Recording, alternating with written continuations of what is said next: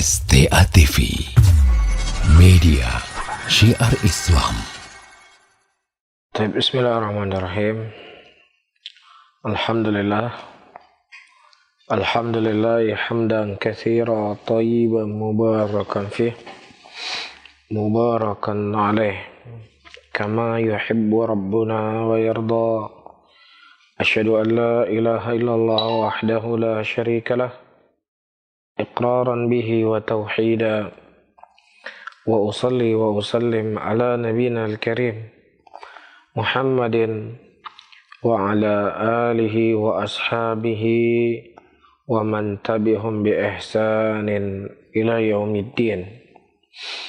Saudara-saudaraku kaum muslimin dan kaum muslimat, sahabat pendengar Radio Syiar Aceh 96,1 FM, di mana saja mendengarkan radio kami di malam hari ini, apakah melalui gelombang 96,1 FM atau melalui fanpage Facebook Syiar Tauhid Aceh ataukah melalui Instagram.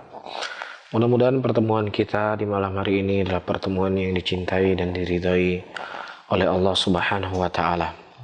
Dan sebagaimana yang telah disampaikan oleh saudara kita Siddiq hafizahullah, malam ini kita coba akan berusaha membahas beberapa soal yang telah sampai ke meja redaksi Radio Syiar Aceh, dengan mengharap taufik dan hidayah yang diberikan oleh yang kita mengharap taufik dan hidayah agar Allah Subhanahu wa taala mencurahkan kepada kita untuk bisa menjawab dari pertanyaan-pertanyaan yang diajukan kepada kami. Yang pertama, sebenarnya musibah itu hukuman ataukah ujian? Perlu diketahui, di dalam Al-Quran dan dalam sunnah Rasulullah SAW menyebutkan sebab terjadinya musibah itu ada dua perkara. Yang pertama, dikarenakan dosa dan maksiat yang dilakukan oleh hamba itu sendiri. Dan yang kedua, Allah Subhanahu wa taala ingin mengangkat kedudukan dan derajatnya. Adapun yang pertama, Allah Subhanahu wa taala telah menyebutkan di dalam Al-Qur'anul Karim, "Wa ma asabaka min musibatin famin nafsik." Dan apa yang menimpa kepada engkau dari kejelekan, maka itu merupakan dikarenakan dirimu sendiri. Ya, sebagaimana Allah sebutkan dalam surat An-Nisa ayat ke-79, dan disebutkan oleh ulama al-mufassirun bahwasanya famin nafsik adalah bidambik. Ya, tidaklah menimpa kepadamu dari kejelekan kecuali itu dikarenakan dosa dan maksiat yang kamu lakukan. Dan juga Allah Subhanahu wa taala mengatakan, "Wa ma asabakum min musibatin fabima kasabat aydikum wa ya'fu an katsir." Dalam surat Asy-Syura ayat ke-30. Dan apa yang menimpa kepada kalian dari musibah, ya, fabima kasabat, dan itu semua adalah dikarenakan tangan-tangan kalian. Dosa-dosa kalian. Dan Allah Subhanahu wa taala memaafkan kebanyakan dari dosa yang kalian lakukan di dunia ini. Dalam ayat yang lain Allah mengatakan, "Dhaharal fasadu fil barri wal bahr bima kasabat aydin nas liyudhiqahum ba'dalladzi 'amilu la'allahum yarji'un." Dan barang siapa yang seseorang atau telah nampak kerusakan di daratan dan di lautan dikarenakan tangan-tangan manusia, dan Allah Subhanahu wa taala merasakan sedikit bagian dari azab apa yang mereka lakukan. Sangat jelas dan gamblang dari ayat-ayat yang saya baca tadi menunjukkan tidaklah Allah Subhanahu wa taala memberikan musibah kecuali dikarenakan dosa dan maksiat yang dilakukan oleh hamba itu sendiri. Ya, ini sebab yang pertama. Dan sebab yang kedua, ya, terkadang Allah Subhanahu wa taala memberikan ujian kepada seorang hamba. Allah Subhanahu wa taala ingin mengangkat derajatnya. Allah Subhanahu wa taala ingin meninggikan kedudukannya. Sebagaimana hadis yang datang dari Anas bin Malik radhiyallahu taala anhu, Nabi SAW mengatakan, "Inna idhamil jaza ma idhamil bala." Wa inna Allah idza ahabba qauman ibtalahum faman radhiya falahu ridha wa man sakhita falas sakhat. Kata Nabi SAW, sesungguhnya besarnya pahala itu tergantung besarnya ujian. Dan Allah Subhanahu wa taala apabila menginginkan kebaikan kepada suatu kaum, Allah berikan kepada mereka ujian. Dan siapa di antara mereka yang bersabar dengan ujian yang diberikan oleh Allah, maka Allah ridha kepadanya. Dan barang siapa yang mereka itu murka, marah, tidak mau menerima daripada keputusan Allah, maka baginya adalah kemurkaan Allah Subhanahu wa taala. Sehingga dari hadis-hadis dan ayat sebelumnya yang telah saya baca, kita bisa menarik sebuah kesimpulan. Musibah yang terjadi bisa saja ini merupakan malapetaka baginya. Dan terkadang musibah yang menimpa seseorang ini bisa sebab Allah Subhanahu wa taala mengangkat derajatnya. Kapan musibah itu menjadi musibah dan bala baginya? Ketika musibah yang dia dapatkan tidak bisa menjadi pelajaran bagi dia untuk bertobat kepada Allah Subhanahu wa taala. Iya, justru dengan musibah yang Allah berikan kepadanya, dia semakin jauh kepada Allah. Dia semakin kufur. Ya, yang tadinya dia mungkin masih rajin sholat, ketika mendapatkan musibah dia sudah malas sholat. Ya, ketika tadi dia masih menampakkan kebaikan-kebaikan dalam kesehariannya, menghidupkan sunnah-sunnah Rasulullah, ketika Allah memberikan kepadanya ujian, dia tinggalkan itu semuanya. Maka bencana yang dia dapatkan dari apa yang dia tinggalkan dari ketaatan tersebut jauh lebih ringan. Ya, dia hilang hartanya, meninggal sanak keluarganya, ini jauh lebih ringan. Ketika dia mendapatkan musibah kemudian dia tinggalkan ketaatan kepada Allah, maka ini musibah kuadrat. Namun terkadang musibah yang didapatkan oleh seseorang, nikmah yang dia dapatkan bisa menjadi nikmat untuknya. Ketika dia mendapatkan ujian musibah, dia berbuat dosa dari maksiat, kemudian Allah memberikan kepadanya musibah. Kemudian di tengah-tengah tersebut dia bertobat kepada Allah. Dia kembali. Dia mengakui kesalahannya. Dia beristighfar. Kemudian dia berusaha untuk istiqomah di jalan Allah Subhanahu wa taala. Maka musibah ini merupakan nikmat baginya. Nikmat baginya. Setelah diundangnya musibah atau datangnya musibah karena dosa-dosa dia. Dosa-dosa yang kita lakukan. Kemudian di tengah Allah berikan bencana, kita bertobat. Oke, ini musibah merupakan pintu kebaikan untuk dirinya. Ya, dan ada satu golongan manusia yang dia memang orang yang taat. Dia orang yang saleh. Dia orang yang berbuat kebaikan. Terkena musibah, terkena bencana, ikut mati, ikut hilang hartanya. Maka sebagaimana yang datang dari Aisyah radhiyallahu taala anha, Nabi SAW mengkhabarkan bahwasanya ketika musibah itu datang, maka dia tidak akan memandang apakah itu orang yang baik atau orang yang jelek. Ya, dan mereka akan diutus oleh Allah atau dibangkitkan oleh Allah sesuai dengan niat-niat mereka. Ya, ini yang diajukan oleh Aisyah, ya Rasulullah. Ya, bukankah di tengah-tengah mereka ada orang yang saleh, ada orang yang taat? Kata Nabi, setiap mereka kelak di yaumul qiyamah akan dibangkitkan sesuai dengan niat-niatnya. Jadi ketika dia hidup dalam keadaan menjaga ketaatan dia kepada Allah, menjaga batasan-batasannya, ya, kemudian dia mendapatkan musibah, meninggal misalnya dari tsunami atau gempa, maka ya dia akan dibangkitkan sesuai dengan niat-niatnya. Ya, kematiannya, kemalangannya itu merupakan sebab Allah mengangkat derajatnya. Bisa difahami ya? Dan adapun dari kalangan muslimin yang mungkin ada sebagian mereka berbuat dosa dan maksiat, kita harapkan mudah-mudahan Allah Subhanahu wa taala dengan musibah tersebut menjadi sebab diampuni dosanya, dimaafkan kesalahannya, dan menjadi mudah urusan mereka kelak di yaumul qiyamah. Wallahu taala alam bissawab. Apakah dengan datangnya musibah Allah akan mengampuni dosa kita, Ustaz? Nah, seperti hadis yang saya sebutkan, ya, atau hadis yang akan saya baca, Apa yang datang dari Anas bin Malik radhiyallahu taala anhu yang dikeluarkan oleh Imam Tirmidzi dan dihasankan oleh Syekh Albani dalam kitab Sahih Tirmidzi, Nabi sallallahu alaihi wasallam mengatakan, "Idza ardallahu bi 'abdihi al-khaira, ajjala lahu al-uqubata fid dunya. Fa idza aradallahu bi 'abdihi syarra, amsaka 'anhu bi dhanbihi hatta yuwafiya bihi yaumal qiyamah." Kata Nabi sallallahu alaihi wasallam, apabila Allah menginginkan kepada hambanya sebuah kebaikan, Allah Subhanahu wa taala akan segerakan ukubah dia di dunia. Allah akan memberikan kepadanya musibah di dunia. Ya, yang kemudian dia bertaubat, kemudian dia beristighfar, kemudian dia kembali kepada Allah. Ini tanda-tanda kebaikan. Tapi kalau seandainya dengan musibah yang Allah berikan kepadanya dia semakin jauh dari Allah, maka ini musibah di atas musibah, seperti yang saya sebutkan tadi.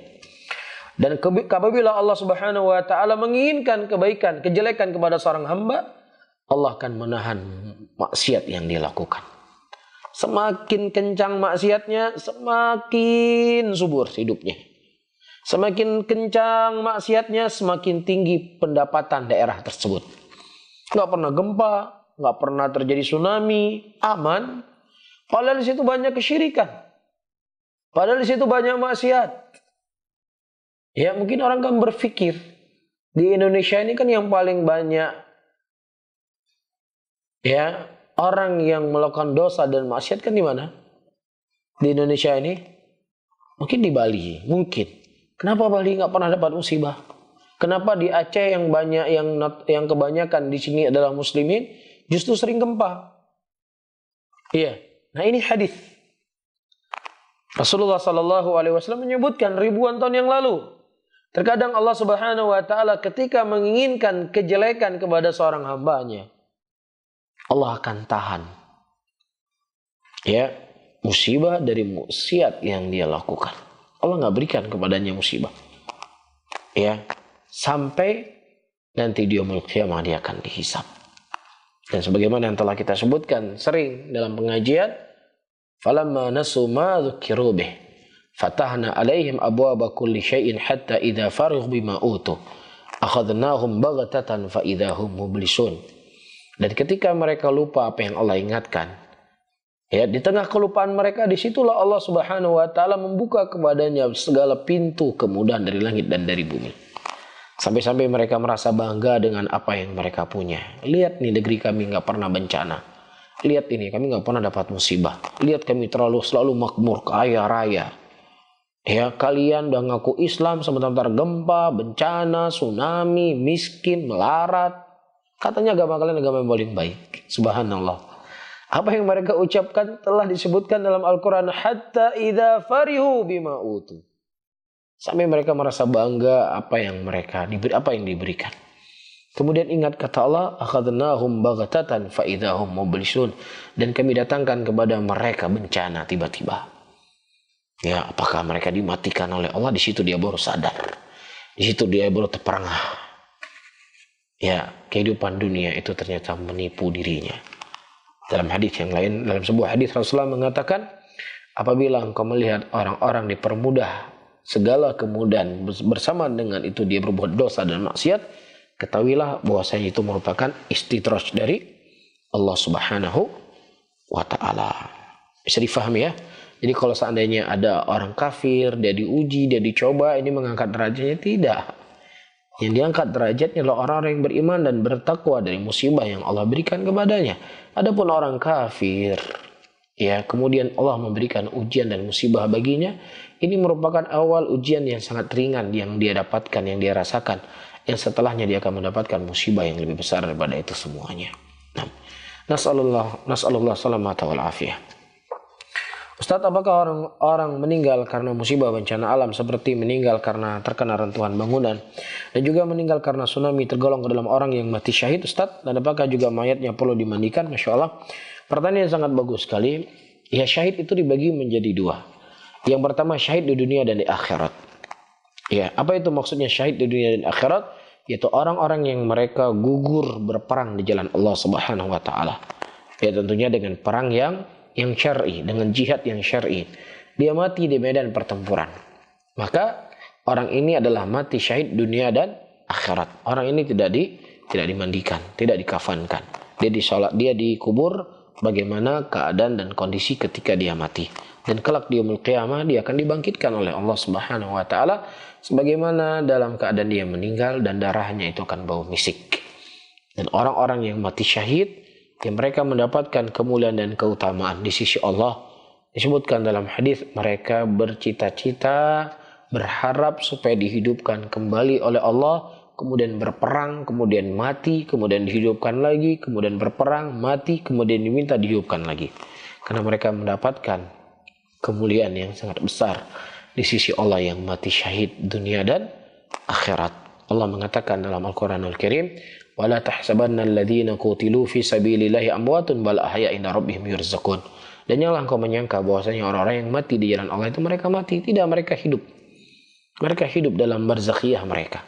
Disebutkan dalam hadis, ya, sebagaimana Imam Ibnu Katsir membawa ayat ini dalam tafsirnya, kemudian beliau membawa sebuah hadis riwayat dari Imam Ahmad, meriwayatkan dari gurunya Imam Syafi'i, dan Imam Syafi'i meriwayatkan dari gurunya Imam Malik. Ya, dan ini merupakan sanad yang paling sahih di antara 21 jalan hadis yang teriwayatkan dari Imam Ahmad, dari gurunya Syafi'i dan dari gurunya Malik. Ini hadis yang paling sahihnya. Dan di sana ada 20 hadis yang lainnya sebagaimana disebutkan oleh Imam Ibnu Katsir rahimahullah dalam kitab Bidayah wa Nihayah.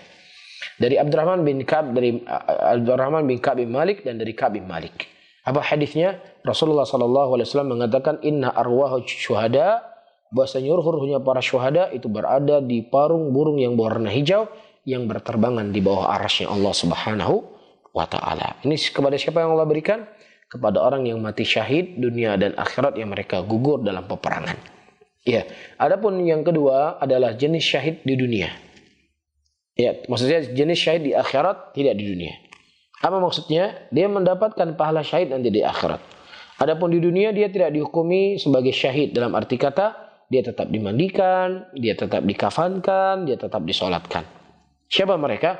Disebutkan dalam hadis, golongan ini ada beberapa golongan. Yang pertama al-mabtun. Itu orang yang meninggal dikarenakan penyakit di perutnya, sakit mah atau yang semisalnya.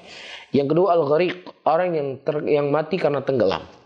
Apakah di tengah lautan atau laut datang kepadanya ke daratan, tsunami. Ya, atau al-harik, orang yang mati dalam keadaan terbakar.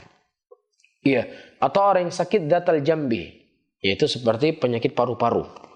Ya, tapi kalau seandainya orang mati sakit paru-paru karena hisap rokok, nah kita takutkan nggak kena dapat hadis ini. Karena dia lebih cocok dengan firman Allah, wala taqtulu anfusakum wa huwa a'lamul wala tulqu bi aydikum ila tahlukah wa ahsinu innallaha yuhibbul muhsinin.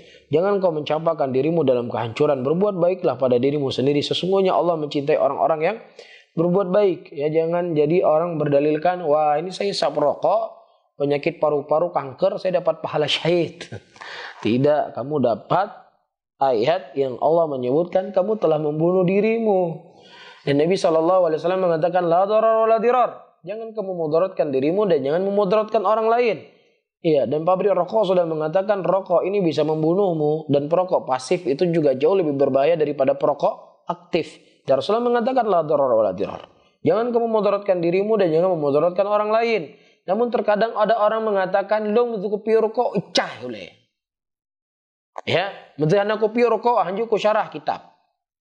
Menzahana kopi rokok hanapa yang kerja. Kita tidak mengingkari. Ada dari hal-hal yang haram itu ada manfaatnya buat manusia.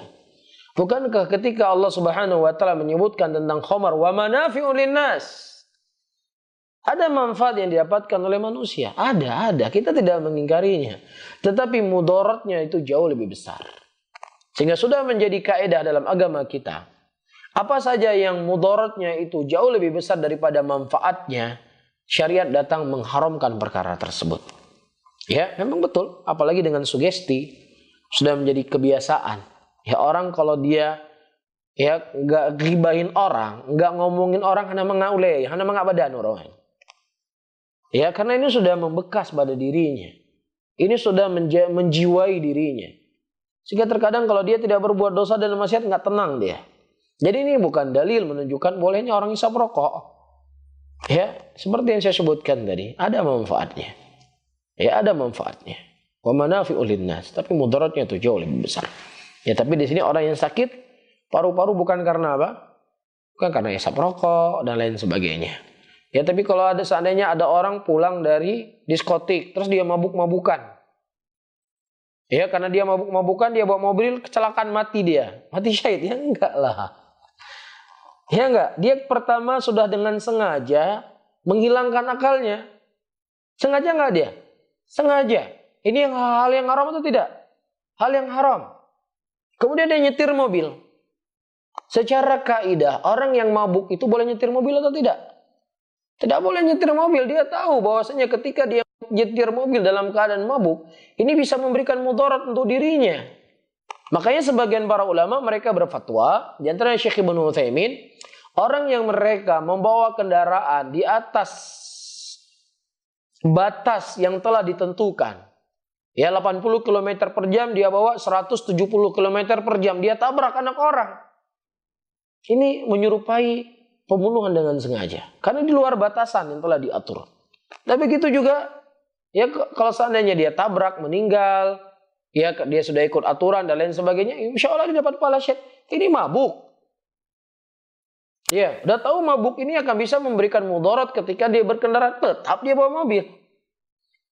Jelas ya? Nah, ini orang-orang seperti ini hukumannya sama seperti orang yang merokok kena penyakit paru-paru, nggak bisa dianggap mati syahid. Jelas di sini? Tiap wanita yang meninggal karena ketika nifas. Ya. Dan al-gharib, orang yang meninggal jauh dari luar daerah tempat tinggalnya sehingga ia asing di sana. Ini namanya syahid di akhirat, tidak di dunia.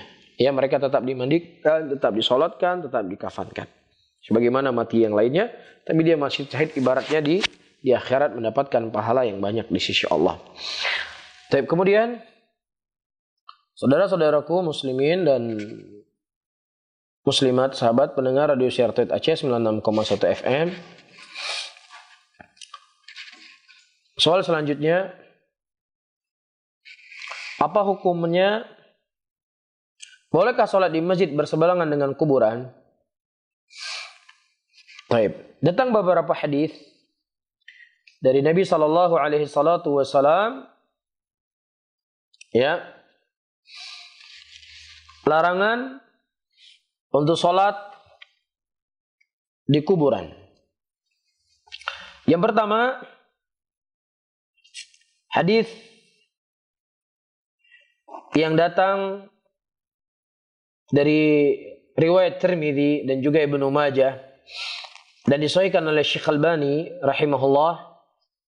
Nabi sallallahu alaihi wasallam mengatakan, al-ardu kulluhal masjidun illa al-maqbarah wal hamam. Ya, bumi ini seluruhnya adalah masjid. Boleh seseorang itu salat di mana saja. Nah, Rasulullah mengatakan dalam hadis yang lainnya, ju'ilal arda masjidan tahura fa inna ummati yudriku shalah falyusalli. Sesungguhnya dijadikan untukku bumi ini semuanya suci. Dan di mana umatku mereka mendapatkan waktu untuk salat, dia salat di mana saja. Kecuali kalau seandainya dia berada dalam kondisi bisa ke masjid. Ini kita cerita di hutan dia atau di mana saja dia berada.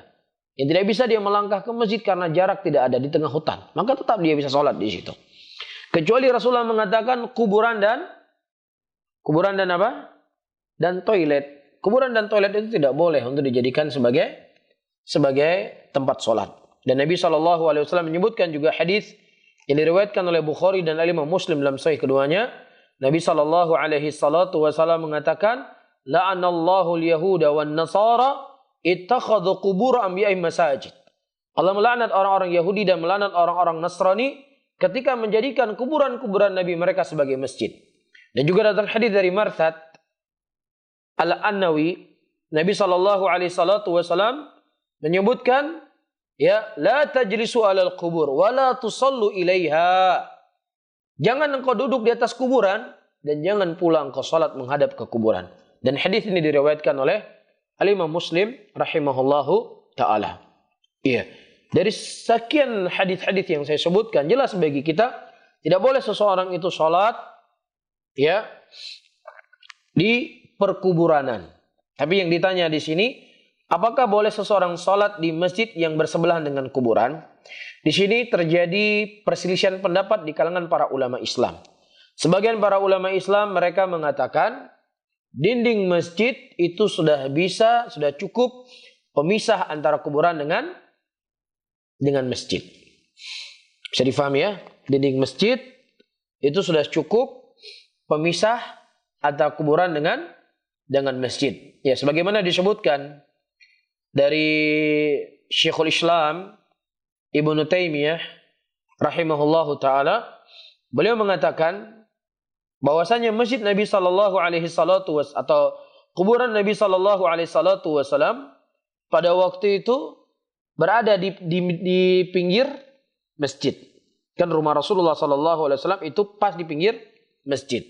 Dan di zaman Khalifah Ar-Rasyidin, di zaman Abu Bakar, di zaman Umar, di zaman Utsman, di zaman Ali, kuburan Nabi sallallahu alaihi wasallam itu di luar masjid, bukan dalam masjid. Iya, di rumah Aisyah. Dan rumah Aisyah itu bukan dalam masjid, di luar masjid. Dan pada waktu itu sudah ada pemisah di antara kuburan Nabi sallallahu alaihi wasallam dengan dinding. Mafhum di sini? Nah, dengan ini menunjukkan kepada kita, dinding masjid itu sudah mencukupi. Dinding masjid sudah mencukupi pemisah antara kuburan dengan masjid. Jelas? Namun kalau seandainya ada pemisah yang lainnya, selain daripada dinding masjid ada pemisah yang lainnya di antara kuburan dengan masjid, maka jauh lebih baik. Ya, jauh lebih baik. Namun kalau seandainya seseorang sholat pas di kuburan dia sholat, walaupun dia sholat untuk Allah, dia sujud untuk Allah, tapi dilakukan di kuburan, maka sholatnya adalah sholat yang batil. Ya, sholatnya adalah sholat yang batil. Nabi SAW telah menyebutkan hadis yang saya sebutkan tadi. Ya, tidak boleh seseorang, masjid ini semuanya suci, boleh digunakan untuk sholat kecuali kuburan dan toilet, kata Nabi SAW. Dan juga Rasulullah mengatakan la tusallu ilal kubur, jangan kau sholat menghadap ke kuburan. Tapi kalau seandainya sudah ada pemisah di antara dinding masjid dengan kuburan, maka sudah mencukupi. Ya, walaupun kita katakan, saya ulangi kembali, kalau ada pemisah di antara keduanya, maka itu lebih baik. Bagaimana hukum memberi uang kepada pengamen? Ya, kalau kita memberikan uang kepada pengamen dikarenakan dia telah menghibur kita dengan musik tadi, maka ini tidak dibolehkan. Allah katakan dalam Al-Quran, ta'awanu 'alal birri wa taqwa wa la ta'awanu 'alal itsmi wal 'udwan. Ya, wattaqullaha innallaha syadidul iqab. Bekerja samalah kalian di atas kebaikan dan di atas ketakwaan. Dan jangan kalian bekerja sama di atas apa? Di atas dosa dan maksiat. Tapi kalau seandainya kita memberikan uang kepadanya agar dia tidak nyanyi, maka tidak ada masalah. Ya, ini di antara dua doror yang lebih ringan. Ya, misalnya dia sudah mulai Assalamualaikum warahmatullahi wabarakatuh. Sudah mulai Assalamualaikum. Ya, fulan sini dulu kamu. Udah, kamu jangan nyanyi, ini uang kamu, ambil. Maka tidak ada masalah. Ya, kita memberikan uang untuk dia supaya dia tidak nyanyi. Tapi kalau seandainya kita memberikan uang kepadanya dikarenakan dia sudah menghibur kita, maka ini tidak dibolehkan. Baik, Allahu a'lam bishawab. Ustaz, Ana sedang mengikuti pembelajaran di kampus, kemudian adzan berkumandang. Bagaimana tindakan yang harus saya lakukan, Ustaz? Karena jika saya keluar dari ruang, ada sebagian dosen tidak senang melihatnya. Dan juga apabila saya tetap mengikuti pembelajaran, apakah ini dianggap melalaikan sholat? Nah, jelas melalaikan sholat. Iya. Apakah Anda rela dosen Anda tidak senang, kemudian Anda ingin menyenanginya, sementara Allah Subhanahu wa taala yang menciptakan langit dan bumi melihat kita tidak salat? Tidak dibolehkan. Bahkan seorang laki-laki yang buta pada waktu itu datang mengadu kepada Nabi sallallahu alaihi wasallam tentang keadaan dan kondisinya. Tidak ada yang mengantarkan dia ke masjid. Dan ditakutkan ada hal-hal yang memudaratkan kepadanya. Di awalnya Rasulullah memberikan izin kepadanya. Kemudian setelah dia pergi, Rasulullah mengatakan, apakah engkau mendengar adzan? Iya, saya mendengar adzan. Kalau begitu, engkau datang ke masjid. Jelas ya? Maka tentunya orang yang kondisi seperti ini saja harus ke masjid. Nah, apalagi cuman sekedar tidak enak dengan dosennya. Ya justru mudah-mudahan dengan Anda keluar ke masjid, antum keluar ke masjid, jadi pelajaran untuk dosen. Ya, saya sudah lebih berumur dari dia, seharusnya saya yang harus menjadikan contoh bagi murid-murid saya. Ya, untuk membuktikan saya ini sebagai hamba Allah yang harus taat dan patuh dengan apa yang Allah Subhanahu wa taala telah tetapkan. Ya, mudah-mudahan ini menjadi sebab pembelajaran bagi guru-guru kita. Wallahu taala alam bissawab. Bolehkah anak belum balik mengumandangkan azan? Tidak ada masalah. Karena tidak disyaratkan orang yang mengumandangkan azan itu harus balik. Ya, selama ya dia bisa mengumandangkan azan. Bukan untuk jadi bahan tertawaan, bukan jadi bahan ulok-ulokan, bukan jadi untuk main-mainan. Selama dia mampu untuk mengumandangkan azan dengan syarat yang telah ditentukan bagi seorang muadzin, maka tidak ada masalah. Wallahu taala alam bissawab. Baik. Kita ada soal yang lain yang mau yang masuk, silahkan. Tentunya sebatas dengan kemampuan yang saya ketahui. Atau Yusuf baca saja atau Sidik baca? Baik.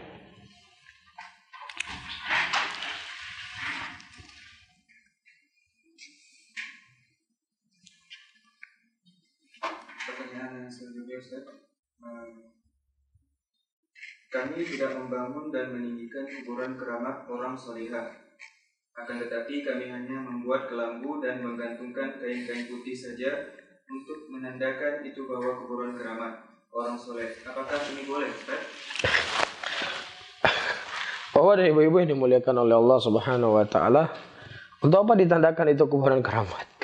Tidaklah Nabi SAW melarang kita untuk memasang lampu di kuburan, untuk membangun di kuburan, atau menulis-nulis di kuburan, atau mengapuri kuburan, supaya orang tidak terfitnah dengan kuburan tersebut. Nah, sekarang kita sengaja membuka peluang untuk orang tahu itu kuburan keramat. Emang apa bedanya kuburan keramat tidak keramat?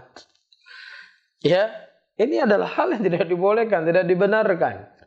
Tidak ada kuburan yang keramat. Kalau seandainya ada kuburan yang keramat, maka kuburan Nabi yang paling keramat. Tapi tidak ada sahabat Rasulullah yang mendatangi kuburan Nabi untuk berdoa di situ, untuk menunaikan hajat mereka di situ, untuk menyembelih hewan di situ, untuk bernadar di situ, untuk cuci muka di situ. Nggak ada. Nggak ada diamalkan oleh para sahabat Nabi SAW. Bahkan sering kita sampaikan ketika terjadi musim kemarau yang sangat panjang di zamannya Umar bin Khattab. Umar bin Khattab berkata kepada sahabatnya, dulu ketika Rasulullah SAW masih hidup, kita mendatangi Rasul dan meminta kepada Rasul agar mendoakan, agar berdoa kepada Allah agar Allah menurunkan hujan kepada kita. Adapun hari ini Rasulullah SAW sudah wafat. Kum ya Abbas, berdirilah engkau wahai Abbas, mohonlah dan mintalah kepada Allah agar Allah menurunkan hujan kepada kita. Umar tidak berkata, ya Abbas, datangilah ke kuburan Nabi di situ, minta sama Nabi SAW di kuburannya. Tidak ada. Iya, kalau seandainya ada kuburan keramat yang maksudnya boleh untuk diminta-mintai, maka kuburan Nabi yang paling pantas untuk dimintai oleh para sahabat, namun tidak dilakukan oleh mereka. Dan Nabi SAW juga mengajarkan kepada kita doa. Dan doa ini dibaca oleh Nabi ketika beliau mendatangi makam syuhada Uhud. Assalamualaikum ya ahla diyar minal mu'minina wal muslimin. Wa inna insyaallah bikum lahikun nas'alullah lana wa lakum al-afiyah. Keselamatan bagi kalian wahai penduduk negeri ini dari kalangan mukminin dan muslimin. Dan kami insyaallah akan menyertai kalian dan semoga Allah memberikan penjagaan kepada kami dan juga kepada kalian. Iya, makam syuhada Uhud, kira-kira kalau ada kuburan keramat di Aceh ini ada sekeramat dengan makam syuhada Uhud enggak? Kalau seandainya ada orang yang soleh di Aceh ini, kira-kira ada yang lebih sesoleh dari Mus'ab bin Umair? Ada yang lebih soleh dari Hamzah, paman Nabi Muhammad SAW, yang Allah sebutkan mereka di dalam Al-Quranul Karim, yang Allah puji mereka dalam Al-Quranul Karim.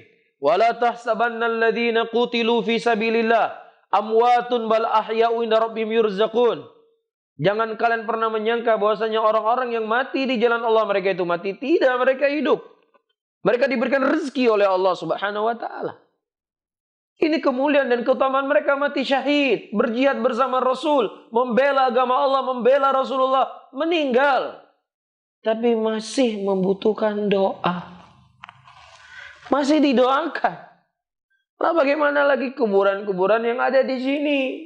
Tentunya mereka itu lebih harus didoakan dengan kebaikan. Bukan kita minta sama dia. Na'udzubillah. Ya, terkadang orang-orang datang ke kuburan, minta kepada kubur, meminta kepada si mayit, curhat kepada kuburan, dibuka dengan Al-Fatihah. Ya, fasih bacanya Al-Fatihah. Bismillahirrahmanirrahim. Alhamdulillahirabbil alamin. Sampai kepada ayat iyyaka na'budu wa iyyaka nasta'in. Ditekan, Masya Allah. Apa artinya iyyaka na'budu wa iyyaka nasta'in? Hanya kepada Engkau lah ya Allah kami mohon pertolongan, dan hanya kepada Engkau lah ya Allah kami ibadahi. Hanya kepada Allah kami beribadah, dan hanya kepada Engkau lah ya Allah kami mohon pertolongan. Iya, justru yang dia minta kepada kubur, yang dia ucapkan hanya Allah yang dia minta tolong, hanya Allah yang dia ibadahi. Kenapa setelah amin dia minta kepada kubur? Juga dalam surat Al-Fatihah yang dia baca, ihdinas siratal mustaqim, siratal ladzina an'amta alaihim, ghairil maghdubi alaihim waladdallin. Ya Allah, tunjukilah kepada kami jalan yang lurus, jalan orang-orang yang telah Engkau berikan nikmat kepada mereka, bukan jalan orang-orang yang telah Engkau laknati, dan bukan jalan orang-orang yang telah Engkau murkai. Di antara jalannya orang Yahudi, jalannya orang Nasrani, mereka menjadikan kuburan-kuburan Nabi mereka sebagai masjid. La'anallahu al-yahud wan nasara ittakhadhu qubur anbiya'ihim masajid. Allah melaknat orang-orang Yahudi, melaknat orang-orang Nasrani ketika mereka menjadikan kuburan-kuburan Nabi mereka sebagai masjid. Lah ente meminta sama Allah diberikan jalan yang lurus, bukan jalannya orang Yahudi, bukan jalannya orang Nasrani, amalannya ente amalannya Yahudi dan Nasrani. Dari awal Al-Fatihah yang dia baca sampai akhir Al-Fatihah yang dia baca, dia ingkari semuanya. Ini sebuah kekeliruan. Doa kita hanya untuk Allah, meminta hanya sama Allah. Iya, saya tegaskan kembali, tidak ada satupun kuburan di Aceh ini ataukah di Indonesia ini yang lebih hebat daripada kuburannya Hamzah yang mati syahid pada perang Uhud. Tapi Rasulullah masih mendoakan kebaikan untuk mereka. Maka tentunya kuburan-kuburan yang ada di sini lebih pantas lagi kita untuk mendoakan kebaikan untuk mereka. Ini seharusnya. Bukan kita meminta sama mereka. Wallahu ta'ala alam bissawab.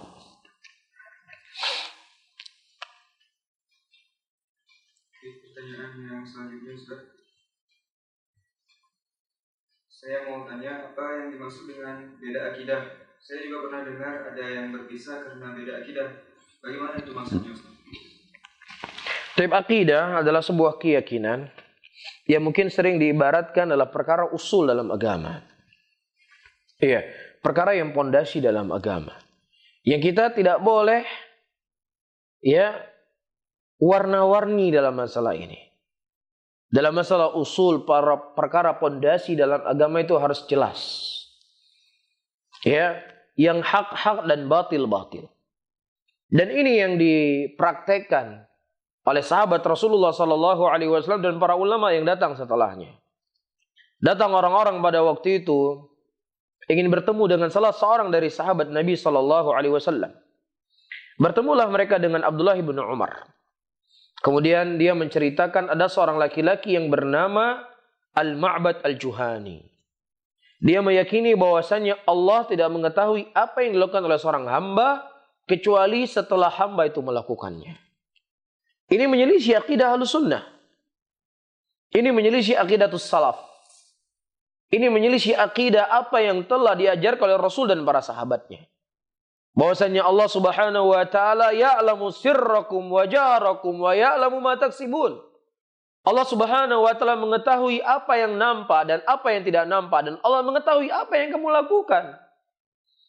Bahkan sebelum diciptakan langit dan bumi 50.000 tahun semuanya telah dicatat oleh Allah dan telah diketahui dan diilmui oleh Allah Subhanahu wa taala. Ini akidah kita, ini keyakinan kita. Nah, ketika ada orang yang berkeyakinan beda dengan keyakinan Ahlus Sunnah, maka dia bukan Ahlus Sunnah. Sehingga Abdullah bin Umar radhiyallahu taala anhu sampaikan kepada dia. Abdullah bin Umar berlepas dari dirinya dan dia berlepas diri dari Abdullah bin Umar. Dan kalau seandainya mereka menginfakkan satu gunung emas Uhud, tidak akan diterima oleh Allah Subhanahu wa taala sampai mereka beriman dengan takdir. Jelas. Ini akidah. Begitu juga silahkan baca dari buku-buku akidah yang ditulis oleh para ulama. Bagaimana peperangan Imam Ahmad rahimahullah dengan Mu'tazilah. Orang-orang Mu'tazilah mengatakan bahwasanya Al-Quran itu adalah makhluk. Bahkan mereka mengkafirkan Imam Ahmad. Bahkan mereka memenjarakan Imam Ahmad, tidak diberikan air, tidak diikat di penjara. Karena apa? Membela satu akidah Ahlussunnah.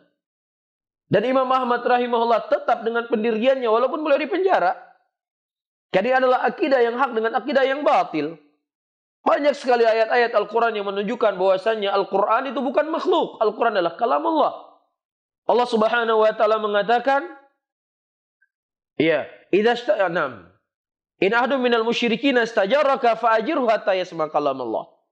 Ketika ada orang-orang musyrikin meminta perlindungan kepadamu, berilah perlindungan sampai mereka semuanya mendengar kalam Allah, ayat Allah. Dan juga Allah mengatakan wa kalamallahu Musa taklima, dan Allah Subhanahu wa taala berbicara dengan Musa. Ini menunjukkan bahwasannya wahyu itu adalah kalamullah. Al-Quran itu adalah kalamullah. Iya. Dan tidak sebagaimana yang diyakini oleh sebagian orang, kalau seandainya kita mengatakan bahwasannya Allah berbicara, berarti Allah itu sama dengan makhluknya. Karena namanya makhluk, ketika dia berbicara, dia butuh gigi, dia butuh lidah, dia butuh pipi. Maka nggak mungkin Allah Subhanahu wa taala memiliki sifat seperti ini. Makanya mereka tidak mengatakan Allah berbicara. Iya, mereka menafikan Allah berbicara. Ya akhi, sekarang kita tanya sama mereka, Allah bisa melihat atau tidak? Allah bisa mendengar atau tidak? Allah Maha mendengar. Allah Maha melihat. Apakah Allah membutuhkan telinga seperti kita punya telinga untuk mendengar? Apakah Allah membutuhkan gendang telinga untuk mendengar? Tidak perlu. Allah mendengar sesuai dengan keagungan dan kebesarannya yang tidak sama dengan bagaimana makhluk itu mendengar. Begitu juga Allah berbicara. Sesuai dengan keagungan dan kebesaran Allah, yang Allah berbicara tidak sama dengan berbicara makhluknya. Karena laisa kamitslihi syai'un, tidak ada yang sama dan serupa sedikit pun dengan Allah Subhanahu wa taala. Ini harus difahami. Dan juga disebutkan dalam hadis, ada sebuah batu yang waktu itu berbicara dengan Nabi. Apakah batu punya telinga? Apakah batu punya gigi? Apakah batu punya mulut? Makhluk dengan makhluk saja berbeda. Makhluk dengan makhluk berbeda. Nggak mesti batu dia berbicara harus punya gigi, punya lidah, punya mulut. Begitu juga kelak di yaumul qiyamah, semua anggota badan kita akan berbicara. Tangan kita akan berbicara. Kaki kita akan berbicara. Apakah nanti kaki akan ada lidah, ada gigi, ada pipi untuk dia berbicara? Ini antara makhluk dengan makhluk itu berbeda. Apalagi antara Allah dengan makhluknya. Maka tidak akan ada yang sama. Sama dari sisi lafaz, tidak mesti sama dari sisi hakikat. Ya, kita punya wajah. Monyet juga punya wajah. Apakah sama wajah kita dengan wajah monyet? Ya, kita punya wajah. Semut punya wajah. Sama nggak wajah kita dengan wajah semut? Ya, beda. Ini antara makhluk dengan makhluk. Saya punya wajah. Ini rumah ini juga punya wajah. Studio kita punya wajah. Sama wajah saya dengan wajah studio? Ya, beda. Ini makhluk dengan makhluk itu beda. Bagaimana lagi antara Allah dengan makhluknya? Sama dari sisi lafaz, nggak mesti sama dari sisi hakikatnya. Sebagaimana yang Anda meyakini. Allah punya ilmu, makhluk juga punya ilmu. Apa Anda katakan? Ilmunya Allah beda dengan ilmunya makhluk. Lah, kenapa Anda nggak mengatakan Allah berbicara beda dengan berbicaranya makhluk? Selesai masalah. Jelas di sini. Dan kita kembali. Imam Ahmad rahimahullah, beliau tetap dengan pendiriannya. Beliau perangi. Perangi dalam arti kata bukan membunuh ya. Beliau perangi dengan hujjah. Dengan argumen yang kuat bahwasanya Al-Quran itu adalah kalamullah, bukan makhluk. Sampai Allah Subhanahu wa taala memenangkan Imam Ahmad di atas agamanya Mu'tazilah. Ini akidah. Oleh karena itu kita perlu belajar kapan perkara itu adalah perkara akidah yang kita tidak boleh warna-warni, tidak boleh abu-abu, tidak boleh beda, dan kapan sesuatu itu adalah perkara yang diperselisihkan. Salat tarawih 11 rakaat, salat tarawih 23 rakaat, silakan. Yang penting salat dengan tumakninah. Jelas ya? Ya bersedekap, tidak bersedekap, silakan. Ya silakan Anda memilih ini, silakan Anda memilih ini. Ya, itu hal-hal yang ada hal yang boleh berselisih, ya kita berlapang dada di situ. Ya, tapi hal yang itu bentuknya akidah, bentuknya usul, ya, yang itu sudah menjadi pondasi dalam agama kita, maka tidak boleh seseorang kecuali hanya satu warna saja. Wallahu a'lam bishawab. Pertanyaan yang terakhir, Ustaz. Bagaimana jika orang tua saya mengamanahkan saya untuk membeli buku perkuliahan untuk menuntut ilmu dunia? Akan tetapi uang tersebut saya pergunakan untuk membeli buku tentang ilmu yang syar'i. Apakah saya tergolong anak yang durhaka, Ustaz, karena tidak amanah? Nah, Rasulullah SAW menyebutkan di dalam hadisnya, alamatul munafiqun thalatha. Tanda-tanda orang munafik itu ada 3. Di antaranya ketika dia diamanahkan, dia menyelisihi amanah orang tuanya atau siapa yang memberikan amanah kepadanya, sehingga hal yang seperti ini dijauhi. Ya, ketika orang tua kita mengamanahi kita untuk membeli buku, ya memang buku itu secara agama tidak terlarang. Ya, misalnya buku untuk dia sekolah, untuk dia kuliah, ya masalah kedokteran misalnya, ataukah masalah apa, ya bukan kitab-kitab sihir, bukan kitab-kitab yang merusak akidahnya, buku-buku pelajaran, maka dia menjalankan amanah dari orang tuanya. Faham ya? Kecuali kalau seandainya ada uang yang lebih di situ, dia izin sama orang tuanya. Nih Bu, alhamdulillah nih ada kelebihan uang, saya ingin beli buku agama. Jelas ya? Maka dia beli. Yang jelas meletakkan sesuatu itu pada tempatnya. Ya, meletakkan sesuatu pada tempatnya. Wallahu taala alam. Bisawab. Rasulullah SAW sebagaimana disebutkan oleh Al-Imam Muslim, ada 2 keadaan pada waktu itu. Yang pertama, Rasulullah waktu itu diundang untuk makan. Dan pernah juga Rasulullah diundang waktu itu untuk sholat. Dan mana yang didahulukan oleh Nabi, ya, apa yang beliau diundang dengannya. Yang pertama, beliau mendahulukan sholat karena memang beliau waktu itu diundang untuk sholat. Dan yang kedua, beliau mendahulukan makan karena beliau diundang untuk makan waktu itu. Dan Imam Nawawi rahimahullah menyebutkan sebuah faidah dari hadis, kedua hadis tersebut. Kebiasaan Nabi SAW, beliau mengedepankan apa yang beliau diundang di situ, apa yang beliau dibebani amanah. Ya, amanahnya makan, ya makan di luar. Ya, amanahnya beli buku pelajaran, ya itu kita kedepankan. Jelas ya? Jadi jangan sampai kita tidak amanah membuat orang tua kita jadi enggan dan curiga kepada anaknya yang mau mulai untuk istiqomah, ya untuk hijrah, ya ini akan membuat kecurigaan orang tua. Ya, Allahu taala alam bisawab.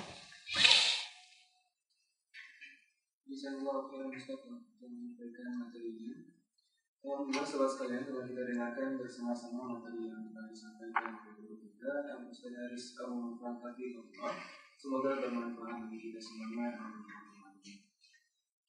Baik sahabat sekalian, tanpa terasa waktu kita telah berakhir pada malam kita ini. Saya Sidik dan sebenarnya yang bertugas mohon undur diri dari pembendahan Anda. Akhir kata, wajazahumullahu khairan. Assalamualaikum warahmatullahi wabarakatuh.